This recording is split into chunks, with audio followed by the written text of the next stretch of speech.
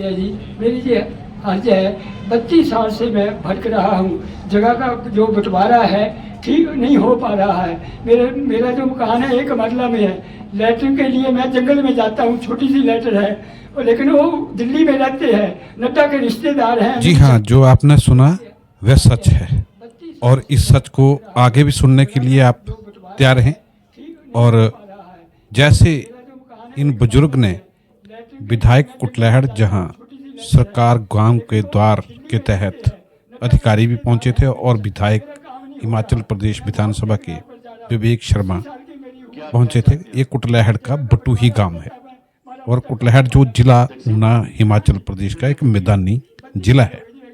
यह वाक्य जो है वो उस जिले के एक संपन्न गांव का है, जहां लगभग 32 वर्षों से एक बुजुर्ग अपनी पीड़ा को लेकर इस दरबार में पहुंचा था और उसने जो बताया उसने रोंगटे खड़े कर दिए। यहाँ तक कि बड़े बड़े नेताओं को भी कटघरे में लाकर उसने खड़ा कर दिया। जीवन के अंतिम पड़ाव पर हूं और न्याय पाने के लिए भटक रहा हूं। क्या और कहा, आइए सुने। जी, मेरी ये अर्ज है। 32 साल से मैं भटक रहा हूँ। जगह का जो बंटवारा है ठीक नहीं हो पा रहा है। मेरा जो मकान है एक मरला में है। लैट्रिन के लिए मैं जंगल में जाता हूँ, छोटी सी लैटर है, और लेकिन वो दिल्ली में रहते हैं, नड्डा के रिश्तेदार हैं, अमित शाह। मेरा काम नहीं हो रहा, मैं मौत के किनारे पर जा रहा हूँ। 80 साल की मेरी उम्र। क्या चाहते हैं आप? जगह का बंटवारा हो जाता, मैं मारा मोटा कमरा पाला में तकसीम आप हाँ जी। कितने टाइम से दी है?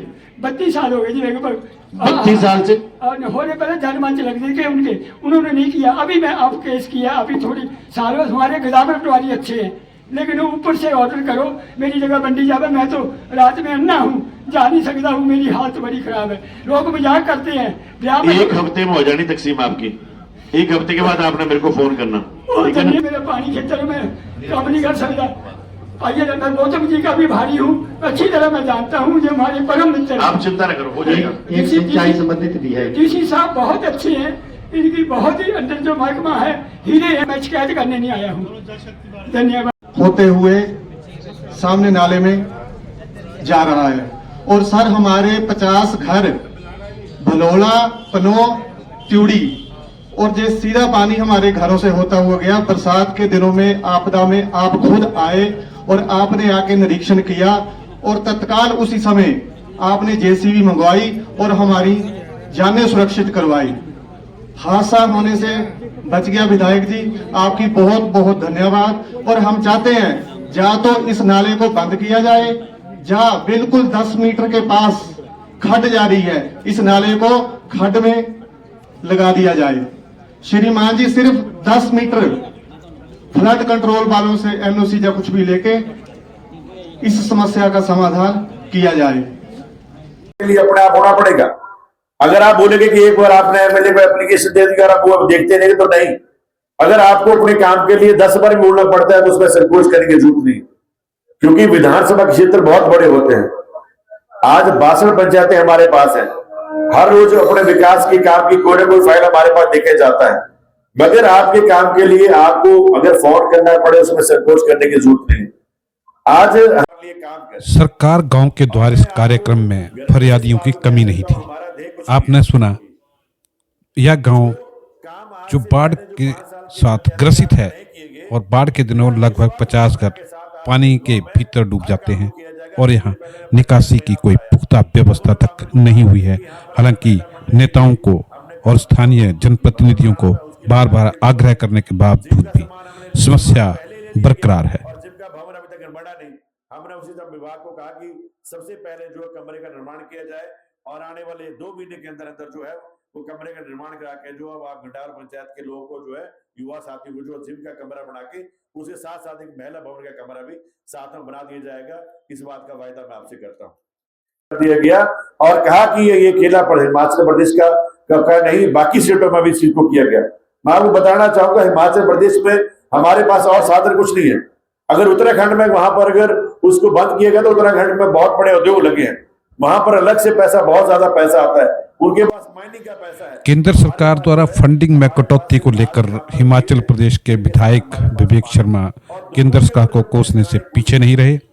उन्होंने साफ कहा कि अन्य जिन प्रदेशों में ग्रांट में कमी की गई है वो साधन संपन्न हैं और वहां पे आय के कई स्रोत हैं, जबकि हिमाचल प्रदेश में आय का स्रोत मात्र पानी और पेड़ हैं, जिनके ऊपर भी सीधा केंद्र सरकार का अधिकार है।